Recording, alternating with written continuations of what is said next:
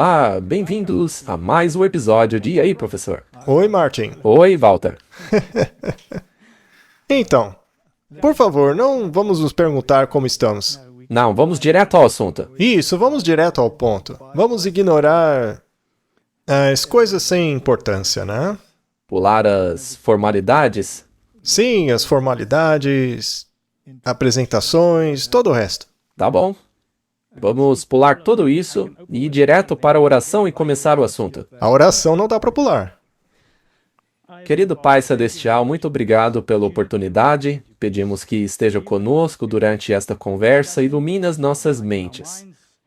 Nos abençoe em nome de Jesus. Amém. Amém? Temos falado muito sobre os eventos finais.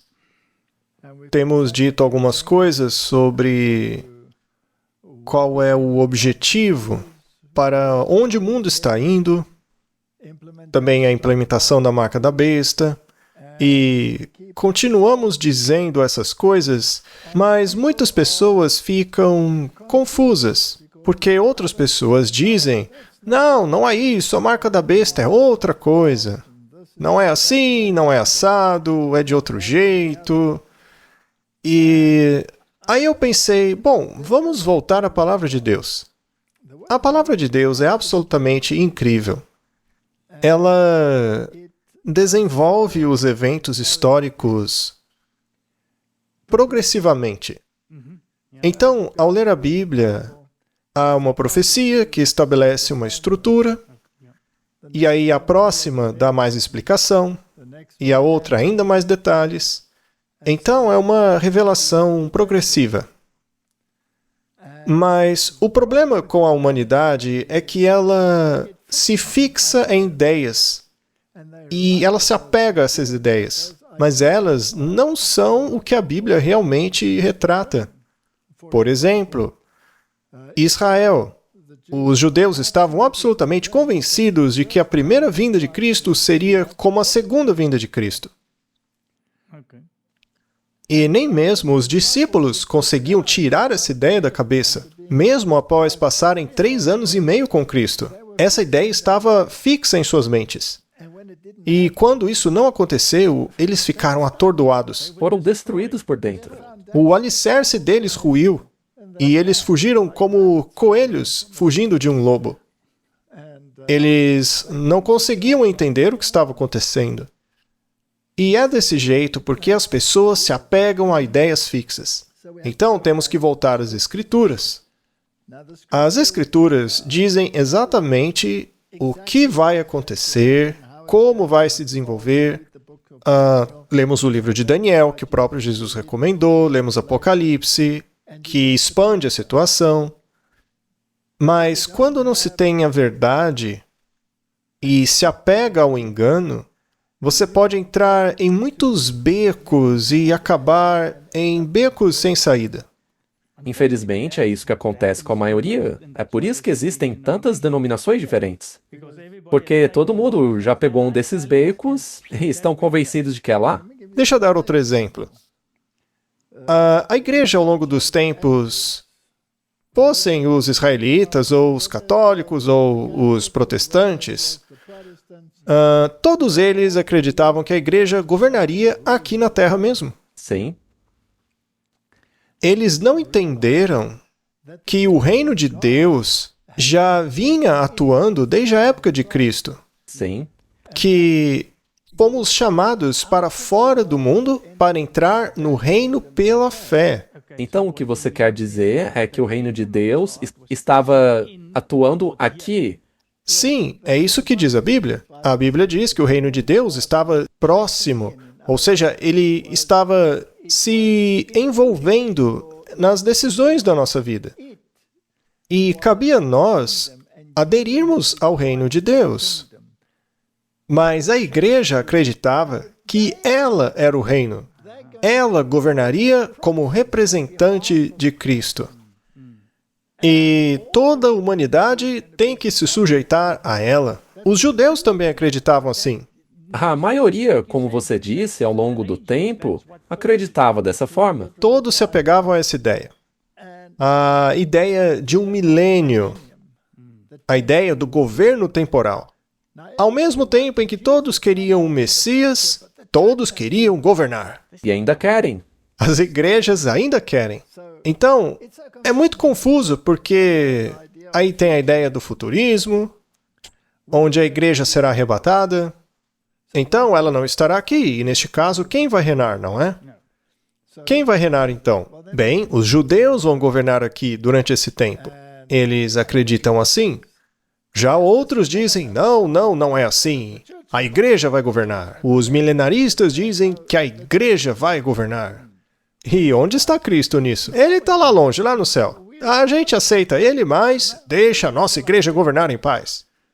É em nome dele, né? Em nome dele, mas a gente governa. Deixa ele lá em cima, quietinho, fazendo seja lá o que estiver fazendo. A gente tem tudo sob controle aqui na Terra. A Bíblia é cheia de histórias como essa, na verdade. Então, esse é o grande problema da humanidade. Essa noção fixa de que vai ser assim. Mas eu estava lendo esse livro aqui, Martin. Ele estava na minha estante, eu já o tinha lido antes. Como você pode ver, ele já foi lido muitas vezes e está caindo aos pedaços. Ele é realmente muito antigo. Está todo mofado. Mas eu gosto. Eu adoro esses livros mofados. O nome dele é A Aproximação do Fim da Era, de Grayton Guinness. O fim da era se aproxima. O que vai acontecer no fim dos tempos? Esse livro está literalmente caindo aos pedaços, mas isso não importa. Eu ainda consigo lê-lo. Eu acho interessante que... Bom, isso daqui, naturalmente, era um teólogo da Igreja da Inglaterra, que também escreveu o livro Romanismo e a Reforma, que são estudos excelentes. E eu estava lendo esse livro sobre a aproximação do fim dos tempos e a ideia do que aconteceria. Será que Cristo vai governar? A igreja vai governar? Eles têm essa noção do milênio na qual a igreja estará no controle. E essa ideia estava no catolicismo, também estava no protestantismo.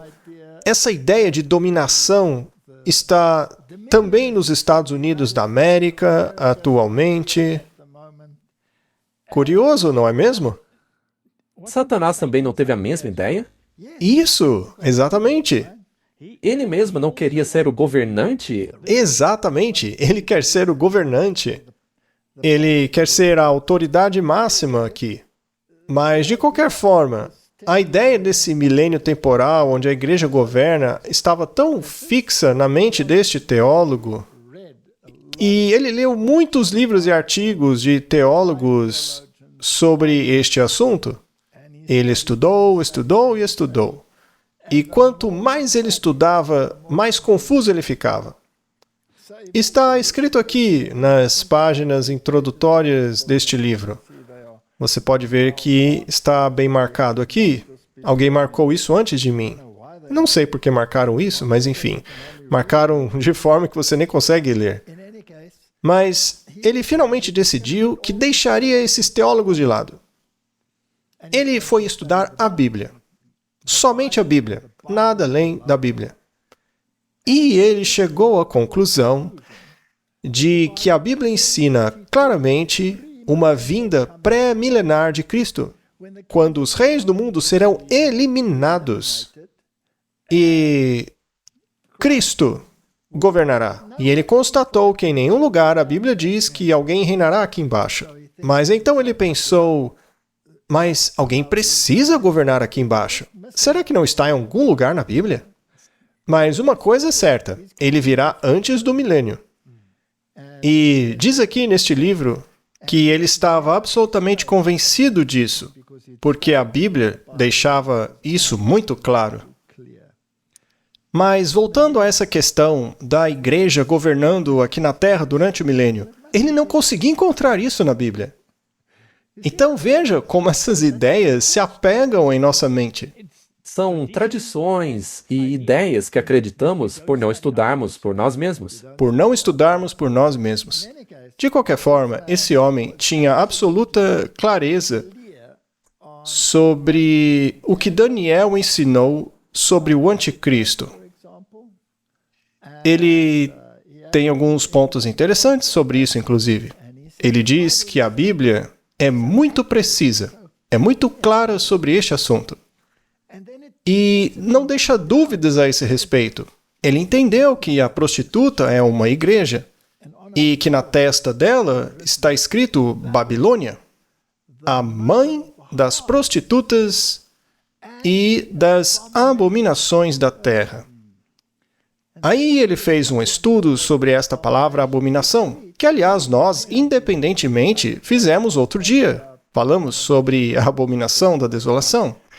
E chegamos à conclusão de que sempre que a Bíblia fala sobre abominação, fala sobre idolatria. E a nossa única fonte desse estudo foi a Bíblia. Concluímos isso apenas a partir da Bíblia. E, curiosamente, ele chegou à mesma conclusão. Então, se ela é a mãe das abominações, uma de suas principais características é a idolatria. E ele diz, como podem negar isso? Eles fazem procissões com a hoste, dizendo que é Deus, que aquele pãozinho deve ser venerado. Mas será que Deus é aquele pedaço de pão? E ele diz que nem mesmo os pagãos desenvolveram uma ideia como essa, na qual você torna um pedaço de pão o Deus e depois o come. Nem mesmo os pagãos inventaram isso. E nós falamos sobre isso quando estávamos na estrada. É como canibalismo. É como canibalismo. Então, toda a estrutura da transubstanciação precisa ser desenvolvida em torno disso. E isso é idolatria. E nem estamos falando de Maria, hein? Dos santos, como intercessores e mediadores e advogados, enquanto a Bíblia é tão clara que estes são ídolos que foram postos no lugar de Jesus Cristo. E também eles andam por aí com aquelas estátuas que a Bíblia proíbe claramente e curvam-se diante delas em todos esses rituais. E falaremos sobre isso daqui a pouco. Mas o autor do livro diz, como eles não enxergam isso? O mais surpreendente é que a humanidade parece estar entorpecida. Ela se esqueceu dessas coisas. Se esqueceu da imagem clara que o protestantismo tinha sobre a idolatria que Roma praticava e que esta era considerada o anticristo. E os reformadores todos acreditavam nisso. Então, como funciona? O que realmente acontece no fim dos tempos? Como funciona a restauração? Para onde isso está nos levando? Como podemos conciliar isso com os eventos atuais? Esta é a questão. Bom, a Bíblia não é apenas um livro profético literal. É também um livro de tipologias, de simbolismos e exemplos. Nas tipologias você tem certas verdades que são delineadas da forma como elas se desdobram e tornam-se lições para o nosso tempo. Vamos falar sobre a reforma final. Eu vou pegar um livro da Bíblia, na verdade, 2 livros da Bíblia. Veremos o livro de Esdras e o livro de Neemias. Originalmente, era apenas um livro. Neemias e Esdras não eram divididos. Era apenas um livro e provavelmente foi escrito por Esdras. Talvez um ajuste ou outro foi feito por outra pessoa, mas Esdras foi o escriba que o escreveu. Agora, por que temos 2 livros? Porque Jerônimo, quando compilou a Vulgata para a Igreja Católica, o dividiu em 2. Mas dividir esse livro em 2 não é nenhum problema sério. Contanto que você não tire... Contanto que você não tire nada. Mas originalmente é 1. Então vamos considerá-lo assim, ok? Vamos lidar com os 2 juntos. Mas trata-se da história pós-exílio. E se seguirmos a linha lógica do simbolismo e da tipologia, então deveríamos ser capazes de descobrir do que se tratam os eventos dos últimos dias. A Bíblia é incrível nesse sentido. Na verdade, as pessoas raramente querem estudar dessa forma. Como você disse antes, você pode usar os livros da Bíblia para ver o que está acontecendo paralelamente em nosso tempo, e faremos isso agora. Muito bem. O plano de fundo histórico é que Jerusalém está em ruínas. O templo está destruído. Os edifícios da cidade estão destruídos. O muro ao redor de Jerusalém está todo quebrado. Isso aconteceu quando foram levados para a Babilônia. Exato, onde ficaram lá por bastante tempo. Segundo o profeta Jeremias, ficaram lá na Babilônia por 70 anos. Gostassem ou não. E depois dos 70 anos, eles puderam retornar. Mas isso aconteceu em etapas, certo? Houve 3 governantes que tornaram isso possível. O primeiro foi Ciro. Ele emitiu um decreto permitindo que o templo fosse reconstruído. Isso foi depois dos 70 anos ou foi antes? A Babilônia os levou prisioneiros, certo? Então a fase da Babilônia já havia passado. A Medo-Pérsia agora reinava. E o primeiro governante da Medo-Pérsia que iria libertar os cativos foi Ciro. Mas não deu muito certo. Eles até começaram a reconstruir o templo, mas o trabalho foi interrompido. E então foi necessário um novo impulso. O próximo governante, que iria olhar para a história e descobrir que os medos e os persas fizeram um decreto, e uma vez que eles tinham feito esse decreto, não podia voltar atrás, certo? As leis deles eram imutáveis. Isso mesmo, como a lei de Deus. Ela permanece. E esse governante era o Dario. Ele fez um decreto que o templo poderia ser restaurado. Então havia o templo. Mas e o resto? Bom, agora sim estamos no tempo de Esdras, assim como o de Neemias também. E esta é a restauração do muro, da nação como uma nação independente. Claro, sujeito ainda aos poderes dominantes, mas pelo menos eram novamente uma nação soberana. Mas como isso foi implementado? E isto é uma simbologia do plano de salvação e do reino de Deus. Sim. Muito bem. Então vamos analisar vários aspectos. Vamos chamar isso de a reforma final. Restaurando o que havia sido destruído por causa da apostasia dos israelitas. E qual foi a maior apostasia deles? Eles estavam seguindo as nações ao seu redor. Eles passaram a praticar a idolatria, que é uma abominação, não é? Eles negligenciaram a lei de Deus, especialmente uma dessas leis, que é a do sábado. Então, vamos dar uma olhada no que a Providência escreveu para nós. Estamos falando sobre Esdras e Neemias, e especialmente sobre a restauração pós-exílio. Mas antes de chegarmos lá, vamos a Coríntios. 1 Coríntios 2:5. Diz assim: para que a vossa fé não se apoiasse na sabedoria dos homens, mas no poder de Deus. Lembre-se que os homens têm certos ideais, eles têm certas expectativas, e normalmente isso envolve poder, não é mesmo? É sempre uma questão de egoísmo. Portanto, nossa sabedoria não deve estar na sabedoria dos homens. Capítulo 3, verso 11. Porque ninguém pode lançar outro fundamento além do que já está posto, o qual é Jesus Cristo. Sua fé deve ser centrada em Cristo. Ele é a pedra angular. Tudo deve ser baseado nele. Versículo 12. E se alguém sobre este fundamento edificar um edifício de ouro, prata, pedras preciosas, madeira, feno, palha, a obra de cada um se manifestará, porque o dia a demonstrará, porque será revelada pelo fogo. E o fogo provará qual seja a obra de cada um. E se a obra de alguém sobre ela permanecer, este receberá a recompensa.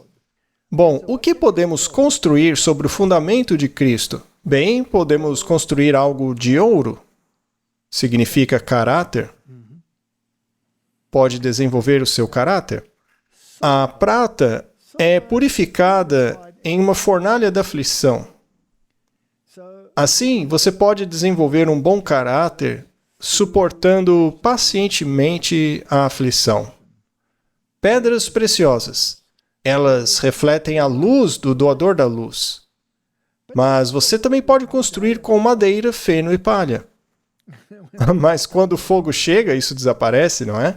Bom, então alguns construtores estão utilizando material duradouro. Estes desenvolvem seu caráter de acordo com Cristo. Eles devem ser capazes de viver na fornalha da aflição e usá-la para um fim positivo, para que possam refletir o brilho da glória de Cristo. Ou eles podem construir com madeira, feno e palha, e tudo queimará. Então isso realmente mostra que tipo de atitude você tem quando você começa a construir o seu caráter. Exato. E acho que João Batista resumiu muito bem. Ele, Jesus, deve aumentar e eu devo diminuir. Mas a humanidade acha que ela deve aumentar e que Jesus deve diminuir. Os homens também querem a bênção de Deus enquanto dominam sobre outros? Correto? Muito bem. Então isso será testado. E aqueles que construíram corretamente, estes serão recompensados. A recompensa é a vida eterna, certo? Então Paulo deixa bem claro que a igreja, os membros da igreja, são o templo. São pedras vivas dentro do templo. Mas alguns deles podem ser de madeira, feno e palha. Então você terá esse tipo de gente na igreja. É interessante, porque isso é importante de se falar. A Bíblia encaixa em tudo, não é? É impressionante. Sim, é algo lindo. Bom, vamos direto para Esdras para analisá-lo à medida que avançamos os capítulos. Vamos apenas destacar um versículo aqui, outro ali, não vamos passar por tudo, tá? Senão ia demorar muito. No primeiro ano de Ciro, rei da Pérsia, para que se cumprisse a palavra do Senhor pela boca de Jeremias, o Senhor despertou o espírito de Ciro, rei da Pérsia, que fez proclamar por todo o seu reino e também o publicou por escrito, dizendo... Então veja, esse aqui é o decreto de Ciro, grande. Assim diz Ciro, rei da Pérsia, o Senhor Deus dos céus me deu todos os reinos da terra, e me encarregou de lhe edificar uma casa em Jerusalém que está em Judá. Ou seja, esse é o templo. É um decreto para restaurar o templo. Depois das palavras de Jeremias, 70 anos depois, havia chegado o fim. Agora eles podiam reconstruir o templo. Vocês ainda não serão uma nação independente, mas podem reconstruí-lo. Naqueles dias, todos adoravam coisas diferentes, divindades. Pessoas achavam que as divindades eram regionais. Então, em Jerusalém, a divindade a ser adorada era aquela que os judeus adoravam. Ainda é uma ideia idólatra, mas foi por isso que ele permitiu. Não porque estivesse necessariamente convencido de que era a única divindade, mas ele era a divindade regional, então o seu templo tinha que ser reconstruído. Mas, enfim, ele fez um decreto para o templo ser reconstruído. O que representa o templo? O templo representa o povo de Deus que deve proclamar o Evangelho. E o que é o Evangelho? O Evangelho é a boa nova da salvação.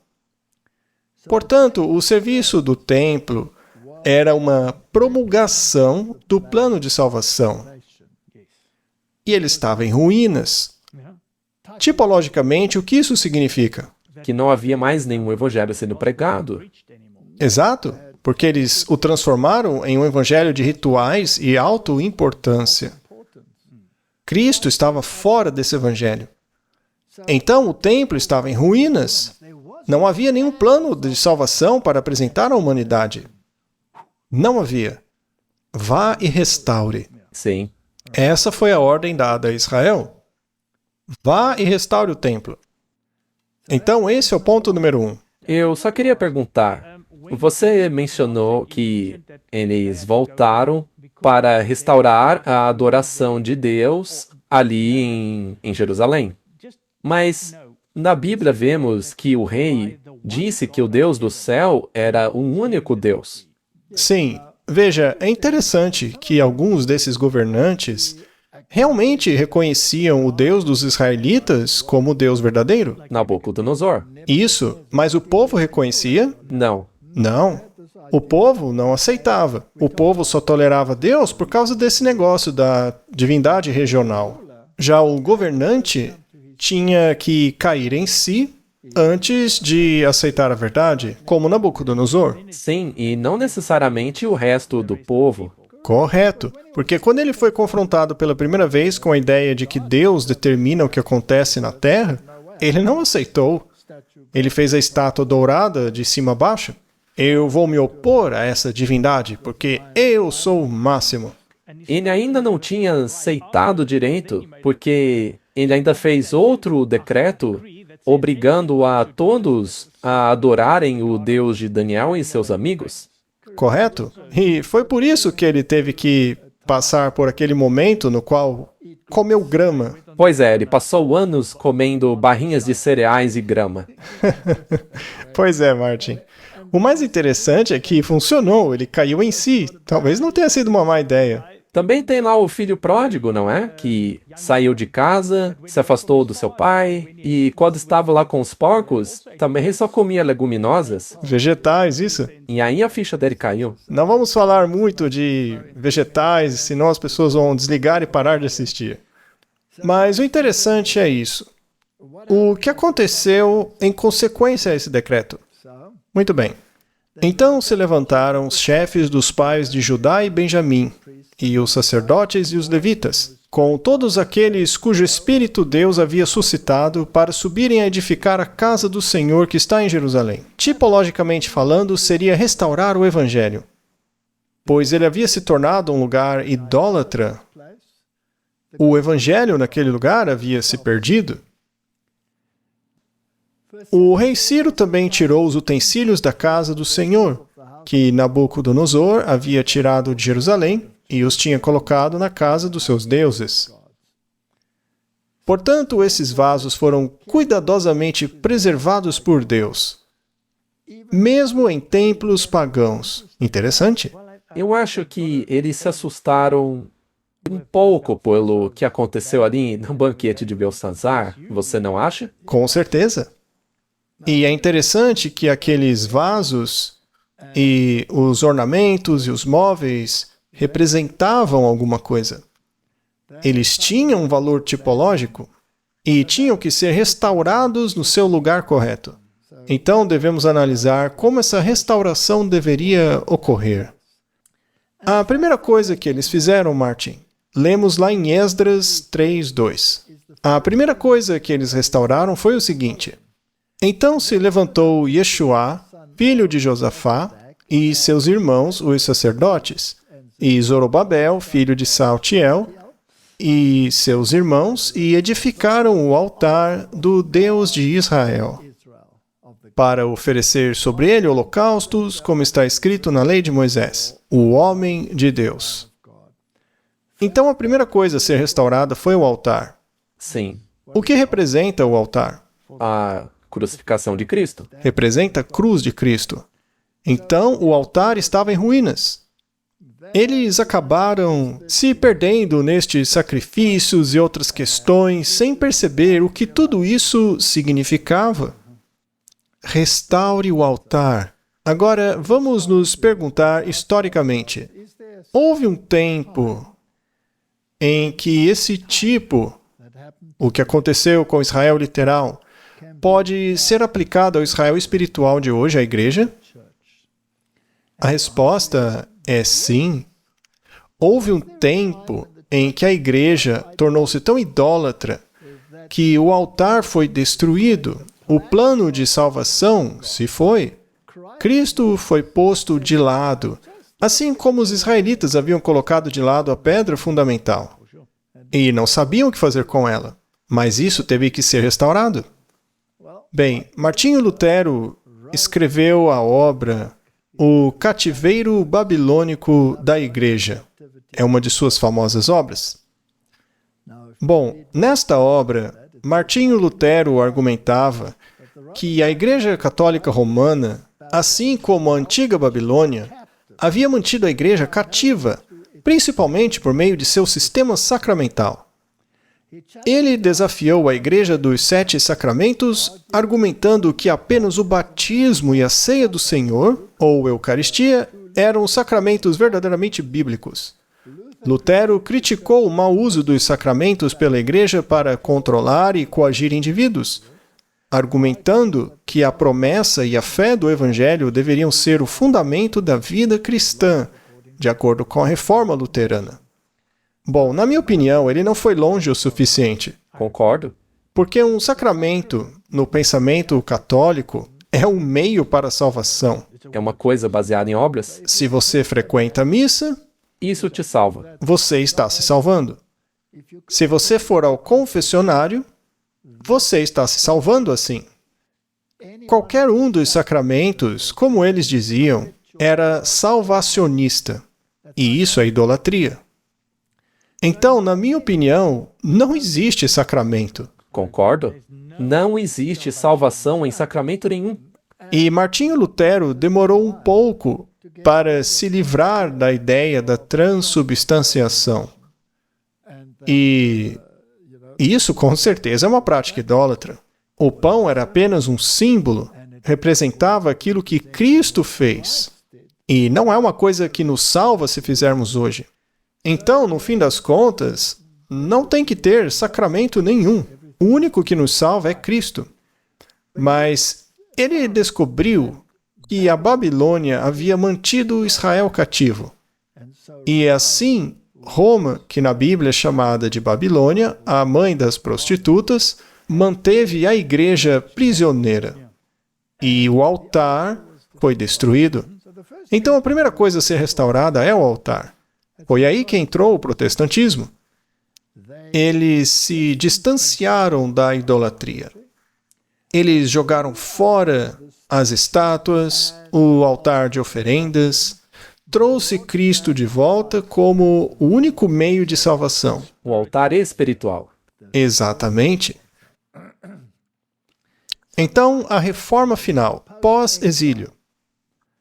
Enquanto os judeus estavam exilados na Babilônia, o cristianismo estava exilado no catolicismo romano. Era assim que os reformadores entendiam esta tipologia. Então, a reforma final começa com a recolocação de Cristo no centro da cena. Faz sentido? Totalmente. Muito bem, mas não para por aí. Temos que continuar a ler esse livro? Bom, agora eles estão reconstruindo o templo. O templo representa todo o plano de salvação, lembra-se? Você tinha o pátio externo, a justiça de Cristo cobrindo você quando você entrava pela porta, que é Cristo. Você tinha o altar, Cristo é o cordeiro sacrificial, que deve ser restaurado. Ele vai lavar você, aí você entra no lugar santo, depois no lugar santíssimo. Todo o plano de salvação está exposto ali. E isso tem que ser restaurado. Tudo isso. Sim. Porque a coisa toda, em sua totalidade, é uma referência a Cristo. Tudo é uma coisa só. Correto. Vamos analisar essa restauração pós-exílio. Em outras palavras, o governo pagão católico romano pós-Idade Média. Esdras 3, versículo 8. No segundo ano da sua chegada à casa de Deus em Jerusalém, no segundo mês, Zorobabel, filho de Sealtiel, e Jesuá, filho de Josadaque, e o restante dos seus irmãos, os sacerdotes e os levitas, e todos os que tinham vindo do cativeiro para Jerusalém, deram início às obras dos levitas, de 20 anos para cima, e designaram os levitas da idade de 20 anos para cima para liderarem a obra da casa do Senhor. Ou seja, montaram a estrutura da igreja. Isso é muito importante. Então, tipologicamente, eles colocaram os sacerdotes no lugar, porque o tipo ainda não havia encontrado o antitipo. A oferta tinha que acontecer ainda. Mas se aplicarmos isso à nossa igreja, significa colocando em ordem o que a igreja tem que fazer. Os ministros, o trabalho que eles têm que desempenhar, a proclamação do Evangelho, o plano de salvação, tudo isso tem que ser restaurado. É reorganizar a coisa toda. E o que eles fizeram? Eles cantaram juntos, sucessivamente, louvando e dando graças ao Senhor. A Reforma Protestante criou os grandes hinos da Reforma, não foi mesmo? Sim, muitos hinos. Martinho Lutero escreveu hinos. E o que foi que o catolicismo fez? Tudo tinha que ser um mantra, uma coisa mística. Era este misticismo, aquele ambiente que cativava as pessoas. Não a mensagem da palavra de Deus. As pessoas eram atraídas pelos sentimentos. Pela emoção.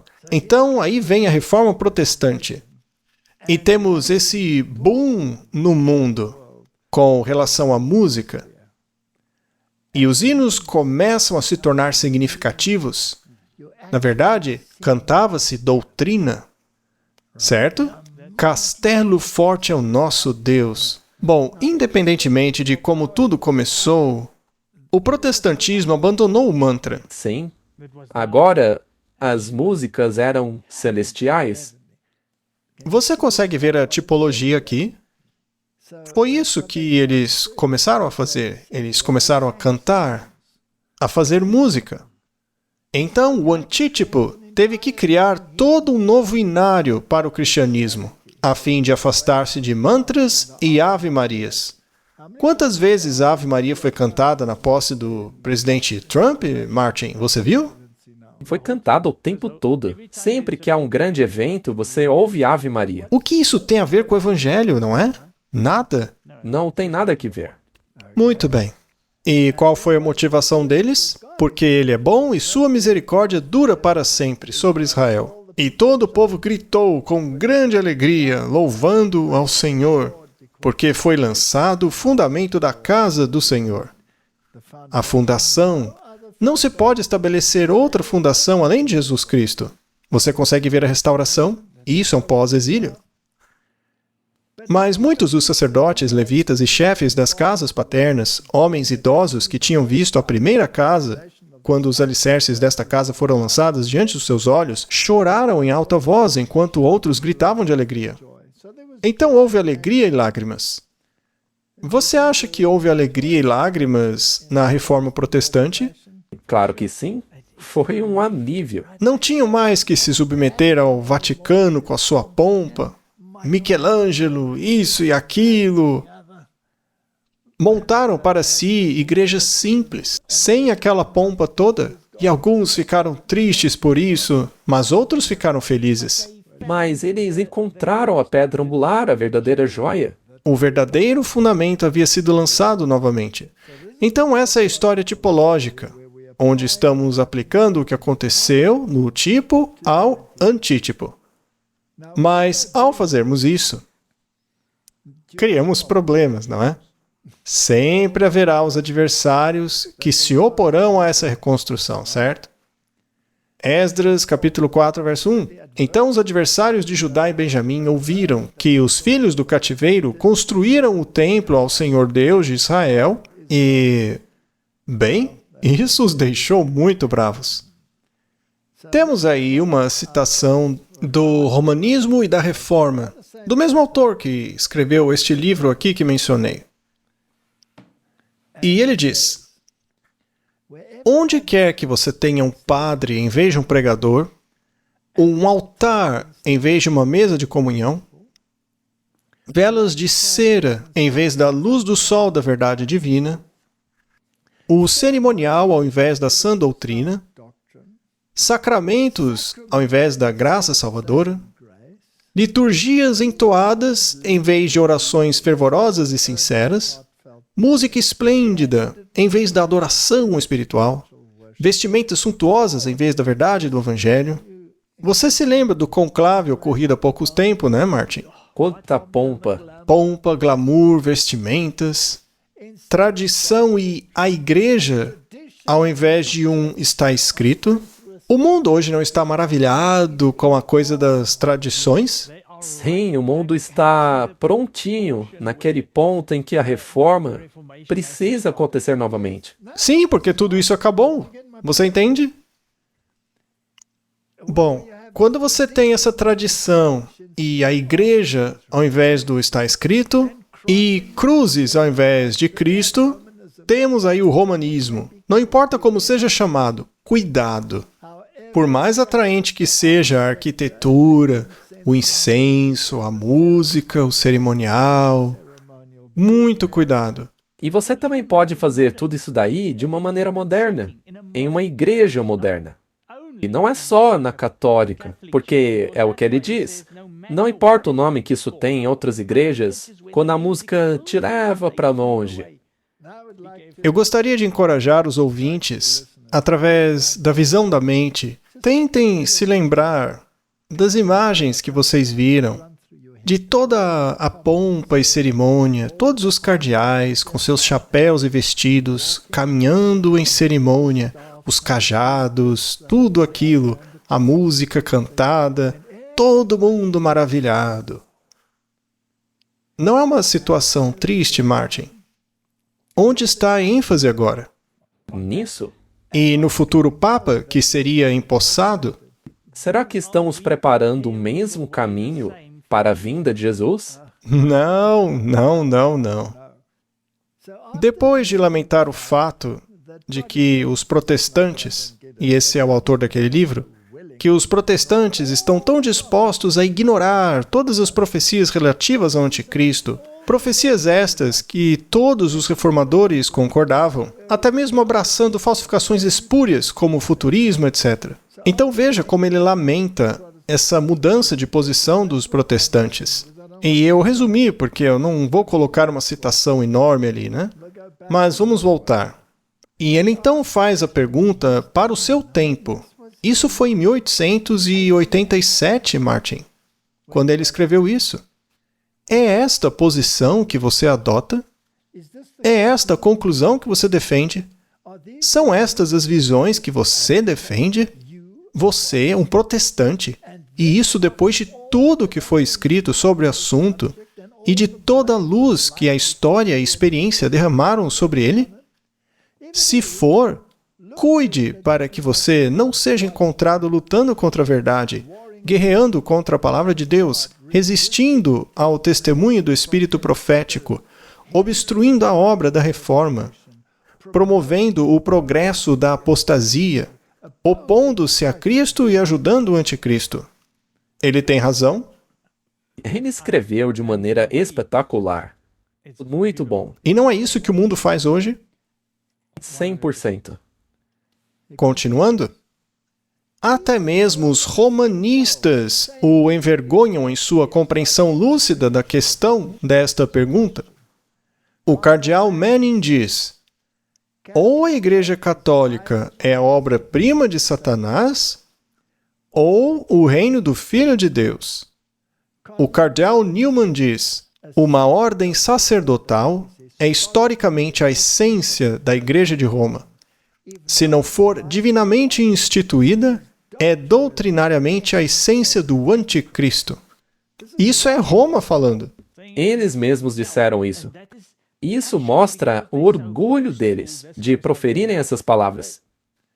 Em ambas as afirmações, a questão é clara e é a mesma. A própria Roma admite abertamente que, se não é o próprio reino de Cristo, é o anticristo. Roma declara que é um ou outro. Ela mesma propõe e insiste nesta alternativa solene. Você não quer aceitar isso? Eu aceito. Pois a minha consciência me constrange e a história me compele. Martin, se esquecermos a história, acabaremos onde estamos hoje. Vimos no episódio anterior que o catolicismo está sendo colocado acima de tudo. A humanidade está hipnotizada. Ela não enxerga mais assim. Muito bem, vamos continuar na nossa tipologia. O próximo decreto foi o decreto de Dario. Como o trabalho estava paralisado, não estava progredindo como deveria, E, Martin, foi exatamente o que aconteceu na reforma, sabe? Ela demorou? Houve uma estagnação, aí foi necessário um novo impulso. Deus levantou outras pessoas além de Martinho Lutero e Melanchthon, Tyndale, todos eles, né? Mas a reforma demorava. O pessoal demorou para acordar e ler a Bíblia. Aí vieram os anabatistas, depois os batistas, e a questão do batismo, e o sábado, e o congregacionalismo e todo o resto, né? Aí Wesley disse, não precisamos fazer mais. O templo de Deus também é o corpo. Deve ser mantido saudável. Aí discutiram sobre a lei de Deus, todas essas questões. Foi um caos, né? Então foi necessário um segundo decreto. Esdras, capítulo 6, versículo 1. Então o rei Dario baixou um decreto, e foi feita uma busca na casa dos rolos, onde os tesouros estavam depositados na Babilônia. E ali em Esdras 6, 7. Deixem a obra desta casa de Deus em paz, que o governador dos judeus e os anciãos dos judeus construam essa casa de Deus em seu lugar. Parem de se opor, disse Dario. Deixem construírem a casa. Pare a oposição. Construa a casa. E isso não aconteceu na reforma? Sim. Estamos seguindo tipologicamente, passo a passo, a reforma. Não é à toa que a Bíblia diz que não há nada de novo debaixo do sol. Isso mesmo. Mas alguns dizem, vocês são loucos, porque a gente acha que esses detalhes são importantes, e tem o sábado, isso e aquilo. Apenas aguente firme, estude a tipologia, veja onde ela te leva. Isso é a palavra de Deus. Sim, isso está na Bíblia. Bem, é um pouquinho apoiado em uma explicação de como é aplicado por Gratan Guinness. Mas se baseia na palavra de Deus. Agora, vamos ler o versículo 8. Aqui é Dario falando. Além disso, eu faço um decreto sobre o que vocês devem fazer com os anciãos desses judeus para a construção desta casa de Deus. Que dos bens do rei, isto é, do tributo daquele lugar além do rio, as despesas sejam imediatamente pagas a estes homens para que não sejam impedidos. Ou seja, coloquem ordem na coisa. Comecem a construir uma estrutura ordenada.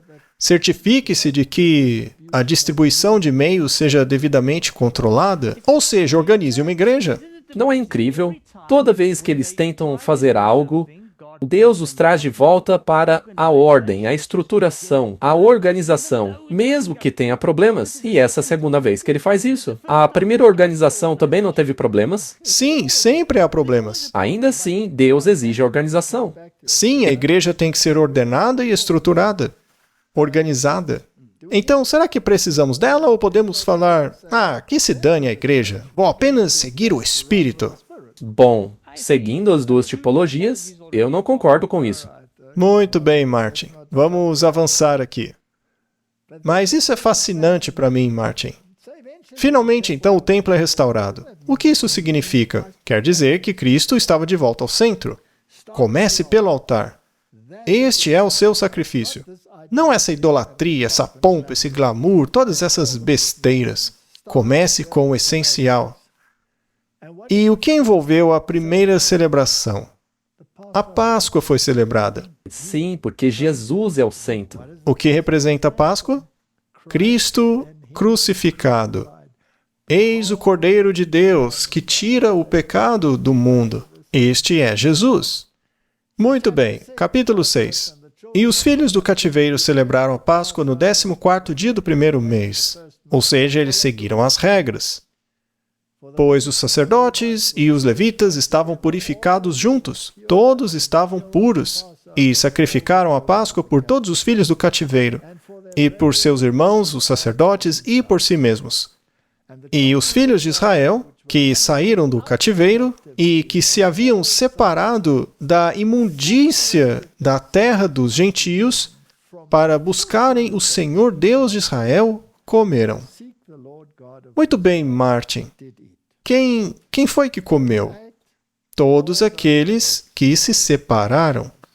Só que falar em separação, Martin, é um palavrão hoje em dia. Hoje a palavra é ecumenismo. Dizer que quer se separar é coisa feia hoje. Vamos nos unir pelo ecumenismo, não se separem. Mas Deus diz, separem-se. Ele até mesmo diz, separado para a lei. Mas vamos falar disso já já. Então, o que aconteceu aqui foi que Cristo voltou a ser o centro da fé. O que aconteceu na Reforma? A idolatria foi varrida do mapa e Cristo estava de volta ao centro. É claro que isso não foi bem aceito. Aí, no movimento de Oxford, eles trouxeram de volta as estátuas idólatras. Trouxeram de volta o altar, trouxeram a missa de volta. Até o Grayton Guinness diz, o que aconteceu? Não é? O que aconteceu? Como podemos não enxergar tudo isso? Como é possível uma coisa dessas? Mas a reforma parou aí? Não. Não, ainda havia trabalho a ser feito, não é? Capítulo 7. Depois destas coisas, no reinado de Artaxerxes, rei da Pérsia. Bom, então saímos do decreto de Ciro, já passamos pelo decreto de Dario, agora vem o terceiro decreto, o de Artaxerxes. Esse decreto não se aplicava ao templo, porque o templo já havia sido restaurado sob os decretos de Ciro e Dario. Esse decreto era para que Jerusalém fosse reconstruída. Reconstruída com muros, casas para morar. O que isso significa, Martin? O que isso quer dizer? Não pode estar apenas na Bíblia como um simples fato histórico que, deveria ter uma reconstrução de prédios ali. Bom, eles tinham colocado Cristo no centro, mas algo tinha que ser acrescentado. Exato. Então, Esdras, filho de Seraías, filho de Azarias, filho de Ilquias. Tem uma longa lista aqui que eu não vou entrar em detalhes. Vamos para o verso 6. Este Esdras subiu da Babilônia, e ele era um hábil escriba na lei de Moisés.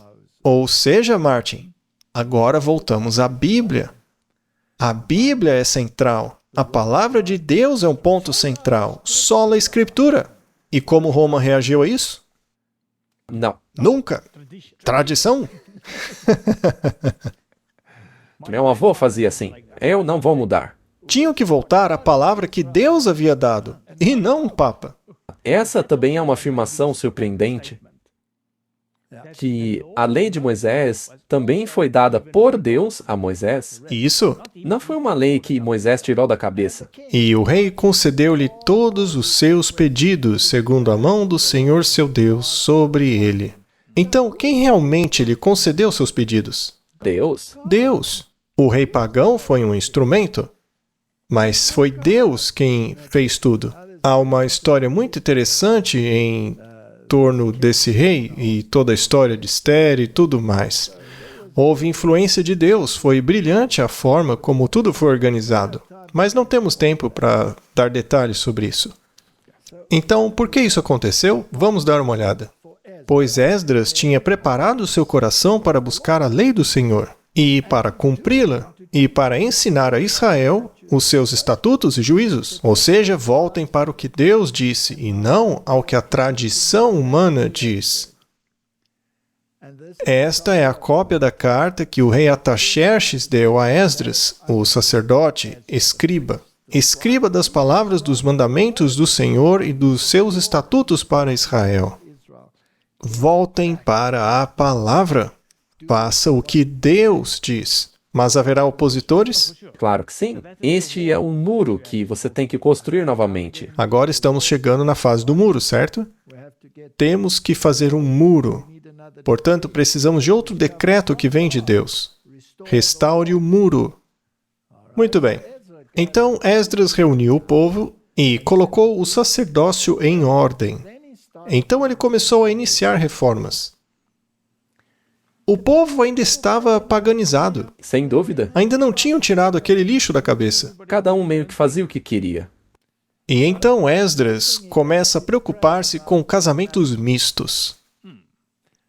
Nós também temos que colocar isso, que é um tipo, dentro de um contexto antitipológico. Quando estas coisas acabaram, os príncipes vieram a mim dizendo: o povo de Israel e os sacerdotes e os levitas não se separaram dos povos daquelas terras, praticando conforme as suas abominações, isto é, dos cananeus, dos heteus, perizeus, jebuseus, amonitas, moabitas, egípcios e amorreus. O paganismo ainda estava na cabeça deles.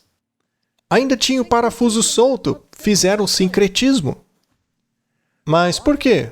Porque tomaram das suas filhas para si e para os seus filhos, de modo que a santa semente se misturou com o povo daquelas terras. Sim, a mão dos príncipes e magistrados foi a principal nesta transgressão. Eles praticaram sincretismo. Então, essas mulheres, tipologicamente falando, representam igrejas, outras religiões, outros padrões de pensamento. E ao se misturar com eles, você tem o sincretismo. E isso é um problema. E a maioria dos governantes e pregadores estavam fazendo isso. E quando você começa a se comprometer nesse nível, como o Gratan Guinness diz, você deve correr disso daí. Correr é sincretismo. Você vai perder a ênfase em Cristo. Separe-se desta ideologia. E disse: oh, meu Deus, estou envergonhado de levantar o meu rosto para ti, meu Deus, porque as nossas iniquidades se multiplicaram sobre as nossas cabeças e as nossas transgressões cresceram até os céus. Desde os dias de nossos pais, temos estado em grande transgressão até o dia de hoje. E por causa das nossas iniquidades, nós, os nossos reis e os nossos sacerdotes, fomos entregues nas mãos dos reis das terras, à espada, ao cativeiro, ao despojo, à confusão de rosto, como se vê hoje. Ainda temos esse problema hoje? Com toda certeza. Então, versículo 14. Tornaríamos a violar os teus mandamentos e a nos unirmos ao povo dessas abominações? Deveríamos participar de concílios ecumênicos, Martin? Não. Deveríamos fingir que estamos alinhados? Veja, eu não me importo de falar com essas pessoas, mas temos que fazer aliança com elas? Eles usaram essa desculpa o tempo todo. E é por isso que estamos nessa confusão. Muito bem. Não ficarias irado conosco até nos consumires, de modo que não houvesse nenhum remanescente e nem escape? Essa mentalidade está viva, bem viva nos dias de hoje. Então agora vamos de Esdras para Neemias, porque Neemias foi então nomeado governador pelo rei. Ele veio dar uma olhada no muro de Jerusalém e viu que estava em um estado lamentável. Ou seja, a palavra de Deus, suas exigências, as suas leis, o muro protetor contra a idolatria estava totalmente quebrado. Havia uma brecha no muro. Tinha buracos. Lembre-se que o catolicismo romano mudou os mandamentos. Fizeram tantos buracos nele que é como se a Babilônia tivesse destruído o muro de Deus. E agora vem Neemias. Ele não era um profeta e nem ministro, era um governador. E ele vai entrar na história para resolver isso. E ele também era copeiro do rei. Então ele devia ser um homem confiável, porque você não serve a taça do rei se você não tem a confiança do monarca, porque você pode pôr veneno para ele beber, né? Muito bem. Neemias e as palavras de Neemias, filho de Raquelias. E aconteceu que nos meses de Quisleu, no 20º ano, estando eu em Suzã, o palácio, muito bem, então ele está lá em cima com o rei. Ele era o copeiro. Vamos para o verso 3. E me disseram, ou seja, o povo relatou a ele o que estava acontecendo em Jerusalém. E me disseram, os que restaram do cativeiro lá na província estão em grande aflição e opróbrio. O muro de Jerusalém também está derrubado, e as suas portas queimadas a fogo. Bem, O muro representa a proteção. Havia um muro ao redor do templo, representava a justiça de Cristo. Justiça é fazer o que é certo. Eu vim para fazer a tua vontade, ó meu Deus. Representa a lei. O portão representa o portal, que é Cristo, que convida para a sua retidão, o que significa retornar à harmonia com a lei. É isto que está sendo retratado tipologicamente aqui. E como naquele tempo, o remanescente que ficou fora de Babilônia está em aflição porque tudo está um caos, Está um caos.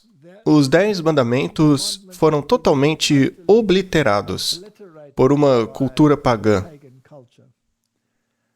E eu disse, rogo-te, Senhor Deus dos céus, Deus grande e terrível, que guardas a aliança e a misericórdia para com os que te amam e guardam os seus mandamentos. Você vê a tipologia aí? Então, Martin, será que nós estamos loucos ao dizer que temos que guardar os mandamentos? claro que não. Não como meio de salvação, porque pela lei ninguém será salvo.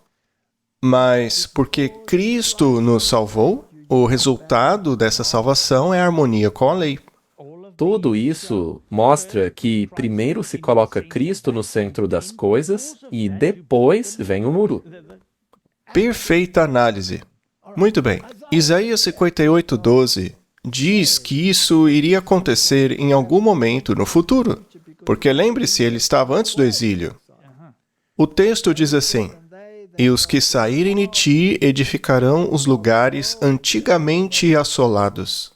Tu levantarás os fundamentos de muitas gerações, e serás chamado reparador de brechas, restaurador de veredas para habitar.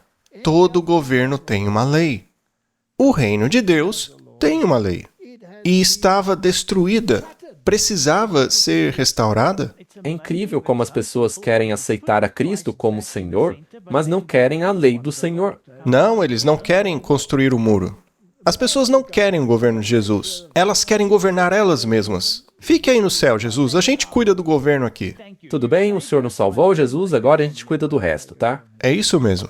Muito bem, então Neemias vai e inspeciona o muro. Agora, a oposição é tão grande que ele tem que fazer isso à noite.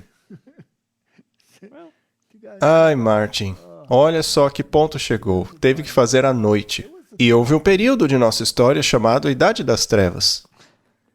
Era um período tão escuro que eles foram com pequenas tochas, olhando para a parede e disseram: será que não deveríamos guardar os mandamentos? Wesley disse isso. O Karlstadt disse: e o sábado? Tem um buraco nesse muro aqui. Aí eles ficaram chateados. Com o seu próprio povo. Eles ficaram muito chateados e os arrastaram pelas ruas, arrancaram suas barbas, espancaram-nos, roubavam as coisas deles. Então o pobre Neemias teve que fazer isso durante a noite. Neemias 2, versículo 9. Então fui ao governador além do rio e lhe entreguei as cartas do rei. O rei havia enviado comigo capitães do exército e cavaleiros. Veja só, Martin, há um pouco de demonstração de força aqui. Então Deus envia seus anjos com você e diz: eu quero que isso seja resolvido. Exatamente. Agora, quando Sanbalate, e sempre tem um Sanbalate, né? Quando Sanbalate, o Horonita, e Tobias, o servo amonita, ouviram isso, ficaram muito tristes por ter vindo um homem buscar o bem-estar dos filhos de Israel. O que está vendo aqui? Bem, um Horonita e um Amonita. Estas pessoas eram, de certa forma, afiliadas às religiões abraâmicas. E ficaram chateadas. Na Idade Média, depois que o protestantismo restaurou algumas dessas coisas e alguém apareceu com uma nova ideia, os protestantes não ficaram chateados? Com certeza. Muito mesmo. Os católicos também ficaram chateados. Os dois grupos ficaram. Foram cercados. Deixaram todos chateados. Contei como a mão do meu Deus foi boa para comigo, como também as palavras que o rei me havia dito. E eles disseram: levantemo-nos e edifiquemos. E fortaleceram as suas mãos para esta boa obra. Aqui Neemias está falando para o povo. Ele quer encorajá-los, quer que esqueçam toda a oposição. Porém, quando Zambalate, o Aronita, e Tobias, o servo amonita, e Gesem, o árabe, ouviram isso, parece que os opositores foram buscar ainda mais reforços, não é verdade? Riram-se de nós e desprezaram-nos e disseram: que é isto que fazeis? Vos rebelareis contra o rei? É interessante, não é? É sempre assim. Os israelitas, os judeus também não disseram que Jesus estava se rebelando contra César? Sim? Quem você pensa que é? Quem você pensa que é? Verso 20. Então respondi-lhes e disse-lhes: o Deus do céu nos fará prosperar. Portanto, nós, servos, nos levantaremos e edificaremos. Mas vocês não têm parte, não têm direito, nem memorial em Jerusalém. Vocês e toda a sua oposição, nós vamos ignorar vocês. Vamos continuar. Vou fixar-me no que interessa. Pode fazer o seu pior. Temos aqui uma citação do Southern Watchman, que diz: os anjos veem a igreja como Neemias via Jerusalém. Com o coração aflito, o visitante contemplava de longe as defesas em ruínas de sua amada Jerusalém. E não é assim que os anjos do céu observam a condição da igreja de Cristo? Como os moradores de Jerusalém, nos acostumamos aos males existentes e muitas vezes nos contentamos sem fazer nenhum esforço para remediá-los. Mas como esses males são considerados por seres divinamente iluminados? Não olham eles, como Neemias, com o coração carregado de tristeza para muros em ruínas e portões queimados pelo fogo? Não são visíveis em toda parte os sinais vergonhosos de afastamento de Deus e de conformidade com o mundo que ama o pecado e odeia a verdade? Nestes dias de escuridão e perigo, quem é capaz de defender Sião e lhe mostrar algum bem? Seu estado espiritual e suas perspectivas não estão de acordo com a luz e os privilégios concedidos por Deus. Esta afirmação é verdadeira? Sim, está falando sobre a Igreja de Deus? A Igreja de Deus. Então agora é hora de reparar a brecha. Sim. Certo. Então veja, começamos com Esdras, que reconstruiu o templo e colocou Cristo de volta ao centro. Tipicamente falando, isso foi a Reforma Protestante. E agora eles vão restaurar o governo de Deus, a autoridade dele em nossa vida. Mas muitos não querem que Deus governe. Deixa Deus ali no cantinho. Nós governamos. Não, Deus vai nos governar. Isso é um absurdo. Nós somos autoridade aqui na Terra. Nós vamos governar. Muito bem, capítulo 4. É um capítulo lindo. Eu realmente me identifico com o capítulo 4. Mas aconteceu que quando Sambalate ouviu que nós reconstruímos o muro, ou seja, restauramos os mandamentos. Veja, agora a gente já avançou um pouquinho na reforma. Sim, estamos em torno do ano 1800. Exato. Ele ficou irado. Ficou muito indignado. Interessante, né, Martin? E zombou dos judeus. Bem, zombaram daqueles que queriam restaurar os mandamentos. Hoje isso começou pelo Wesley. Zombavam dele com desprezo. Depois, os adventistas, que foram ridicularizados com desprezo, porque incluíram o sábado nos mandamentos. Mas chegaremos lá. E falou diante de seus irmãos e do exército de Samaria. Olha só o exército se envolvendo. E disse: quem são esses fracos judeus? Fortificar-se-ão? Sacrificarão? Acabarão com tudo num só dia? Farão reviver as pedras dos montes de escombros que foram queimados? E Tobias, o amonita, estava ao lado dele. Tem uma aliança aqui. Claramente. E disse: o que eles edificarem, até mesmo se uma raposa subir, derrubará o seu muro de pedras. Isso é muito parecido com o catolicismo e o protestantismo, aliando-se contra aqueles que querem reparar a violação. É uma comparação perfeita. É exatamente isso. E lembre-se, Sambalá era de Samaria, e Samaria era puro sincretismo. Isso é o catolicismo. Muito bem. E Tobias, o amonita, estava ao lado dele, estavam juntos. Verso 4. Ouve, ó nosso Deus, porque somos desprezados, e faze recair o seu opróbrio sobre a sua cabeça, e entrega-os por presa na terra do cativeiro. Esta foi a oração de Neemias, e essa deve ser a nossa oração. Como foi que eles reconstruíram? Eles tinham a espada em uma mão e uma pá de pedreiro na outra. Portanto, eu coloquei nas partes mais baixas, atrás do muro, e nos lugares mais altos, e coloquei o povo segundo suas famílias, com suas espadas, as suas lanças e os seus arcos. E levantei e olhei, e disse aos nobres, aos líderes e ao restante do povo: não tenham medo deles.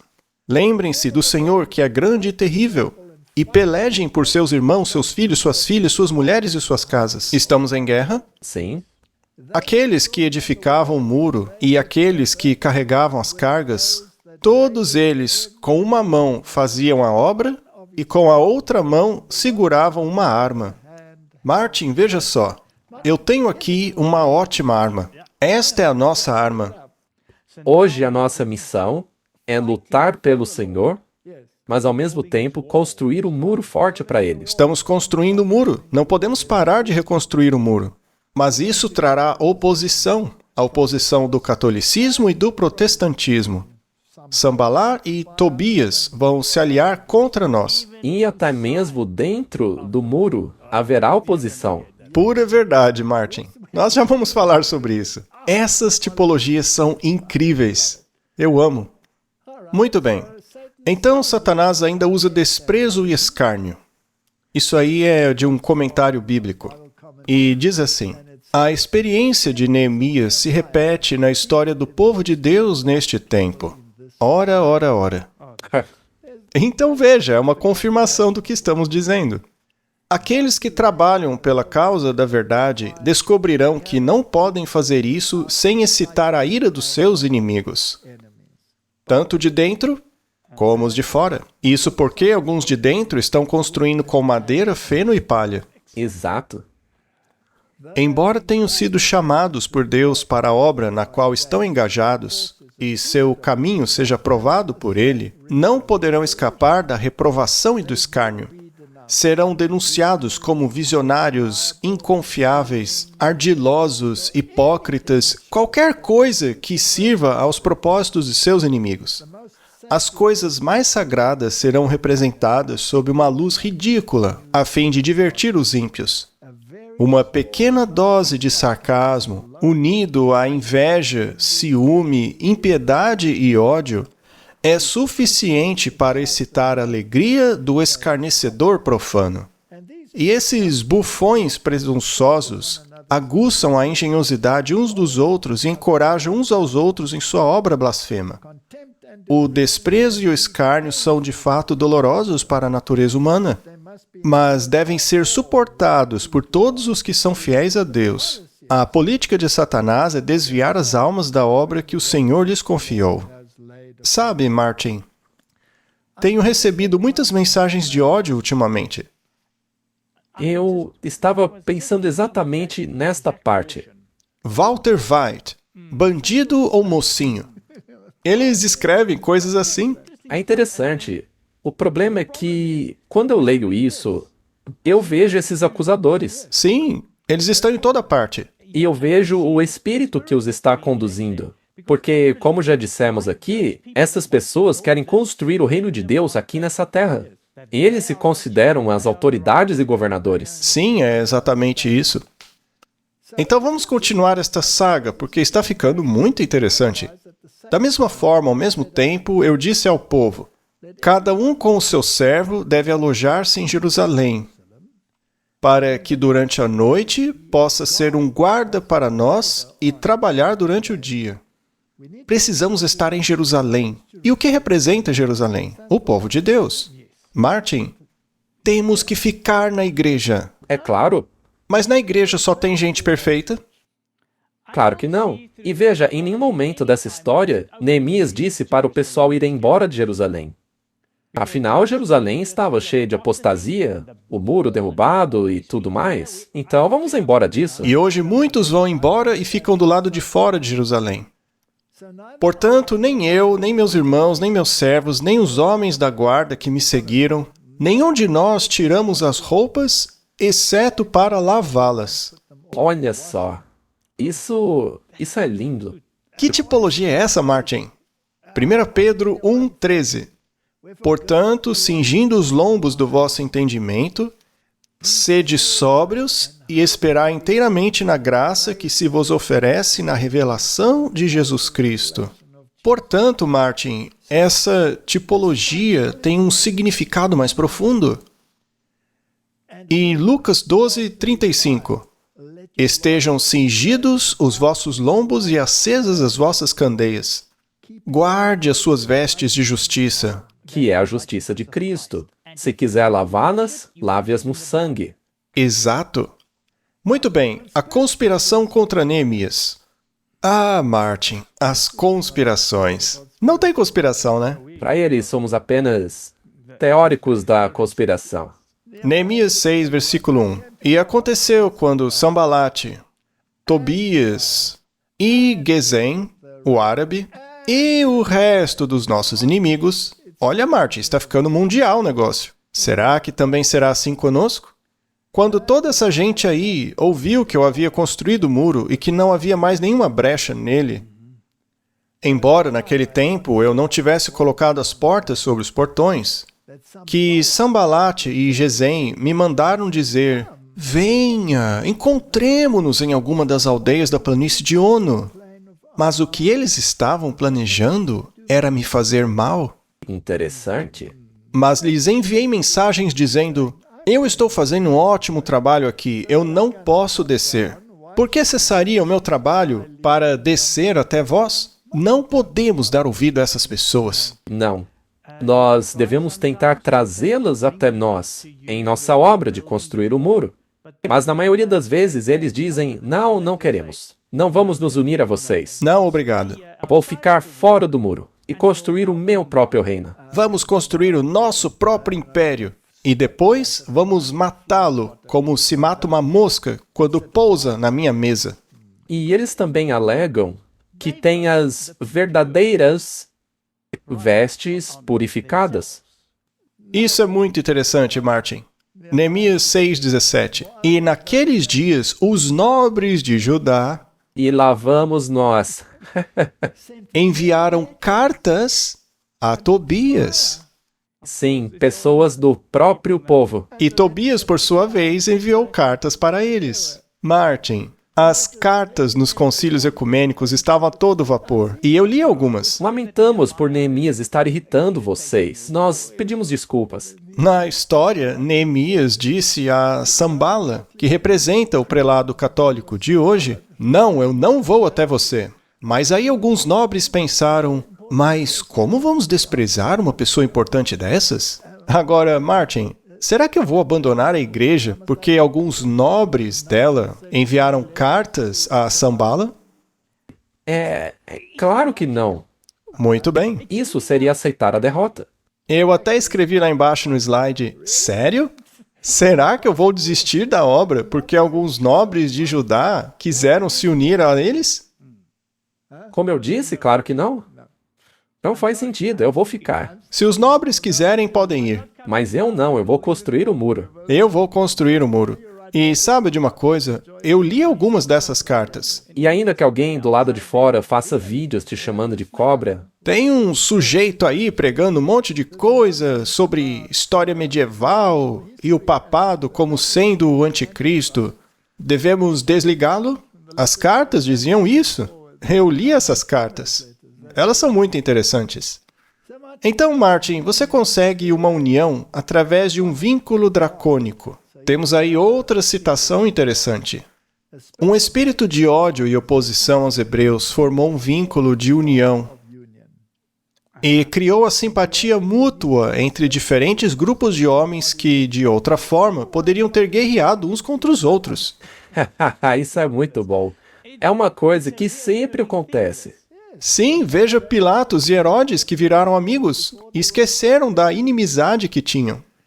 Isso ilustrará o que frequentemente testemunhamos em nossos dias na união existente de homens de diferentes denominações para se oporem à verdade presente, cujo único vínculo parece ser aquele que é dragônico em sua natureza, manifestando ódio e amargura contra o remanescente que guarda os mandamentos de Deus. Ainda assim, fizemos nossa oração ao nosso Deus e montamos uma guarda contra eles dia e noite por causa deles. A tipologia não é absolutamente clara, Martin? Claro que é. Aí o próximo ponto é que Esdras lê a lei. Por que ele fez isso, Martin? Capítulo 8, verso 1. E todo o povo se reuniu como um só homem até a rua que estava diante do portão das águas. E falaram ao escriba Esdras que trouxesse o livro da lei de Moisés, que o Senhor havia ordenado a Israel. E Esdras, o sacerdote, trouxe a lei perante a congregação, tanto de homens como de mulheres, e de todos os que podiam ouvir com entendimento no primeiro dia do 7º mês. Então eles montaram um palanque, um pouco alto, para que todos pudessem vê-lo, e disse: ouçam o que diz a palavra de Deus. E se você tiver meio neurônio, obedeça o que diz esta palavra. E os que tinham entendimento ouviram. E isso deixou Sambalá e Tobias irritadíssimos, porque não podem ir contra a palavra. A palavra do Senhor é claríssima. Eu sou o Senhor. Eu não vim revogar a lei. Nenhum tio ou jota desaparecerá da lei. Ora, mas isso não inclui o sábado. É o que eles dizem, não é? Inclui tudo, menos o sábado. Muito bem. Versículo 8. Assim, eles leram no livro da lei de Deus distintamente e explicaram o sentido. Fizeram a leitura ser compreendida. E é assim que deve ser. O que foi lido ficou claro como o sol. E apesar disso, muitos disseram não. Não. Não se encaixa com os meus planos. Não. O ministério que eu conduzo é o perfeito. Pode continuar na sua igreja apóstata. Tá bom, então vá embora e leve suas cartas para Tobias. Mas o que eles fizeram, Martin? Eles celebraram a festa das barracas. Onde estamos agora na história? Isso deve ser um pouco antes de irmos para o céu, porque representa a vinda de Cristo. O que acontece agora? E no segundo dia se reuniram os chefes dos pais da casa do povo, os sacerdotes, os levitas, Esdras, os escribas, para entender as palavras da lei. E acharam escrito na lei que o Senhor havia ordenado por intermédio de Moisés que os filhos de Israel habitassem em cabanas na festa do 7º mês, que representava a saída dos israelitas do Egito, que por sua vez representa também a nossa saída deste mundo para o céu. E a descendência de Israel se separou de todos os estrangeiros. Isso será difícil para qualquer um hoje em dia. E se pôs de pé e confessou os seus pecados e as iniquidades de seus pais. E levantaram-se nos seus lugares e leram no livro da lei do Senhor, seu Deus, 1/4 do dia. E a outra 4/4 confessaram e adoraram ao Senhor, seu Deus. E por tudo isso fazemos um pacto firme, e o escrevemos, e os nossos príncipes, os levitas e os sacerdotes o selaram. Martin, haverá príncipes e levitas e sacerdotes que farão uma aliança. Com certeza. Alguns vão apoiar a reconstrução, querendo que as coisas entrem nos eixos. Mas outros vão escrever cartas para Tobias. E daí? É problema deles. Deixa eles escreverem as cartas. Capítulo 12. E na dedicação do muro de Jerusalém, eles procuraram os levitas de todos os seus lugares para trazê-los a Jerusalém para celebrar a dedicação com alegria, tanto com ações de graça como com cânticos, com símbolos, com saltérios e harpas. Não foi o que aconteceu quando descobriram a centralidade de Cristo? Exatamente. E não podia ser de outra forma. Quando você realmente entende que Cristo está no centro, então você deixará de lado todas as outras coisas. Quando você descobre os princípios do governo dele e quer entrar em harmonia com isso, você não vai celebrar com cânticos e harpas? Isso é natural. Muito bem, Martin. Agora, qual será a reforma final? De acordo com essa tipologia, vamos fazer um passo a passo e ninguém vai poder dizer que não é a palavra de Deus. É como Aquele texto lá faz sentido. Muito bem. Então chegamos ao último capítulo, Neemias 13. E naquele dia eles leram o livro de Moisés na audiência do povo. E nele foi achado escrito que os amonitas e os moabitas não deveriam entrar na congregação de Deus para sempre. A menos, é claro, que se convertam. Sim, Ruth era uma moabita. eles não podem entrar como amonitas. E isso, não queremos amonitas aqui, nem moabitas. Seus deuses ficam do lado de fora. Se quiserem entrar, entrem como povo de Deus, passando a obedecer à lei dele. Aí sim são bem-vindos. Mas quem quiser continuar se apegando a ideias amonitas e moabitas, fiquem do lado de fora. Não queremos ecumenismo, não queremos paganismo. Não faremos concessões. Continuando. E Eliasibe, o sacerdote que tinha supervisão da câmara da casa do nosso Deus, era aliado de Tobias. Que era amonita. O que está acontecendo aqui? Então o sacerdote se aliou a Tobias e preparou para ele uma grande câmara, onde outrora se depositavam as ofertas de cereais, o incenso, utensílios, dízimos do trigo, do vinho novo, do azeite, que se ordenava que fossem dados aos levitas, aos cantores, aos porteiros e às ofertas dos sacerdotes, ou seja, nas finanças do templo. Exatamente. Era onde ficavam os dízimos, as ofertas e todo o restante. Que ideia genial, não? Ah, lá está ele, o amonita, com suas ideias amonitas, administrando as finanças da igreja. Mas é claro que isso não aconteceria hoje, né? Não, claro que não. Vamos continuar lendo. Neemias 13, versículo 7. E eu, chegando a Jerusalém, fiquei sabendo do que Eliasabe fizera com Tobias, preparando-lhe uma câmara nos átrios da casa de Deus. Imagine a reação de Neemias. Como fizeram isso? E isso me entristeceu muito. Sim, Martin, essas coisas vão nos indignar. Isso é normal. Então lancei fora da câmara todos os utensílios domésticos de Tobias. Mais cedo ou mais tarde, Martin, ele vai cair fora. Ele será removido. O texto não diz que temos que ir embora da igreja porque Tobias chegou. E nem porque o sacerdote estava em conluio com ele.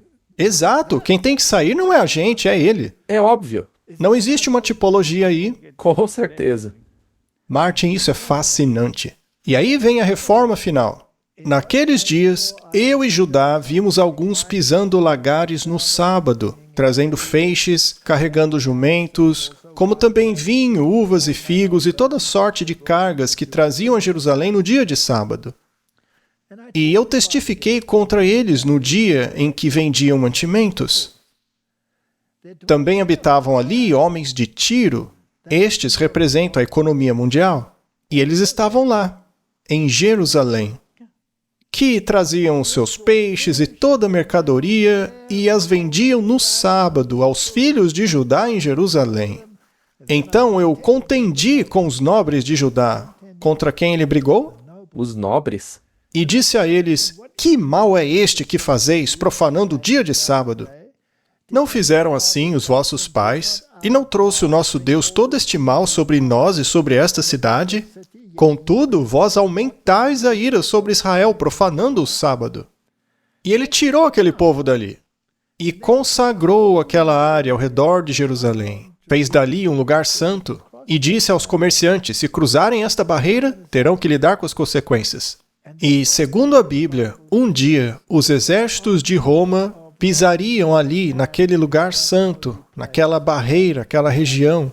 Ou seja, colocariam lá a sua bandeira, as suas normas, o falso sábado no lugar do verdadeiro. Mas isso aí identifica com toda clareza a reforma final do período pós-exílio, com o seu tipo e o seu antítipo.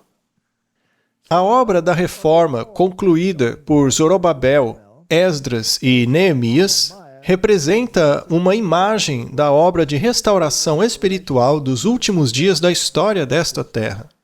Por meio do remanescente de Israel, Deus propôs preservar na terra um conhecimento de si mesmo. Eles eram os guardiões da verdadeira adoração e dos textos sagrados. Independentemente de Tobias, Sambalá ou qualquer outro líder que fica mandando cartas ecumênicas, independentemente de qualquer bobagem que os nobres faziam, independentemente dos erros dos sacerdotes, enquanto eles mantivessem a lei, seriam guardiões da verdade.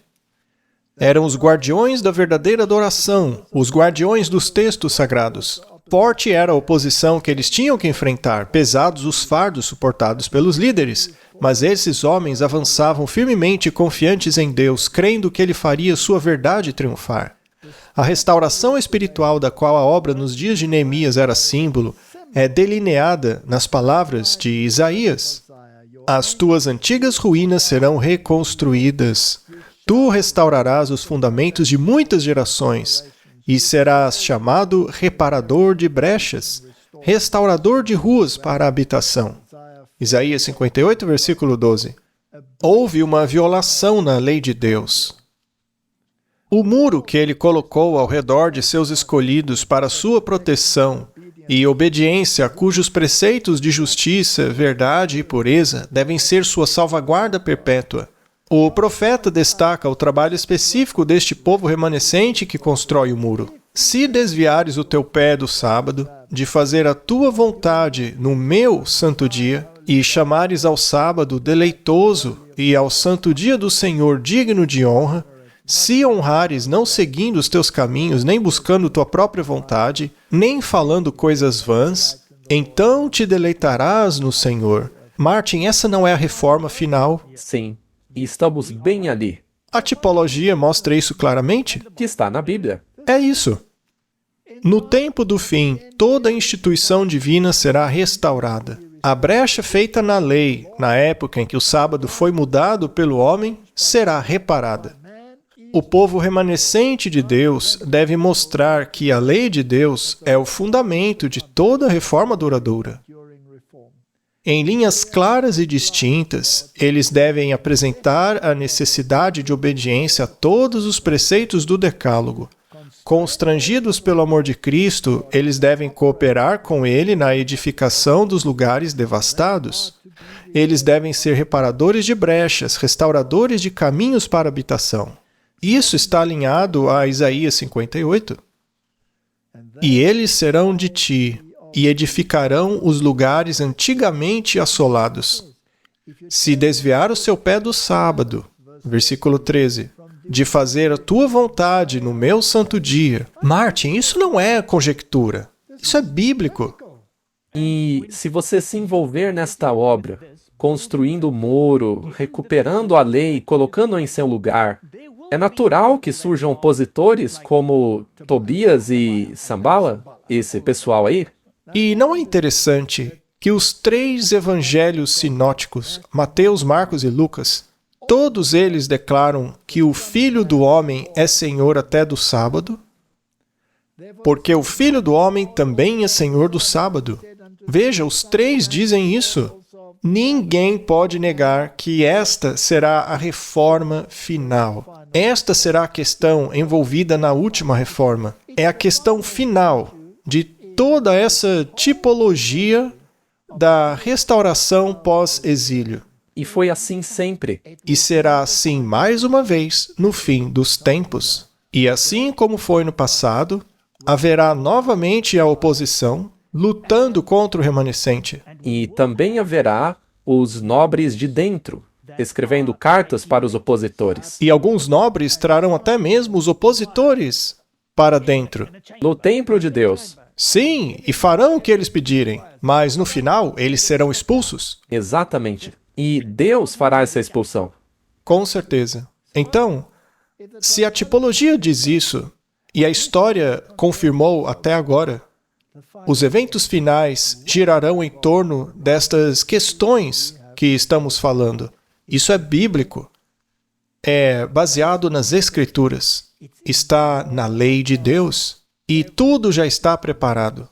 E assim cabe a nós concluir a obra. Não devemos temer os opositores. Devemos apenas trabalhar. Vamos orar. Querido Pai, obrigado por nos dar uma imagem tão clara das reformas que precisam ocorrer antes que o Senhor venha reivindicando o seu reino. Porque o Senhor reivindicará não apenas um reino, mas a lealdade do seu povo aos princípios do seu reino.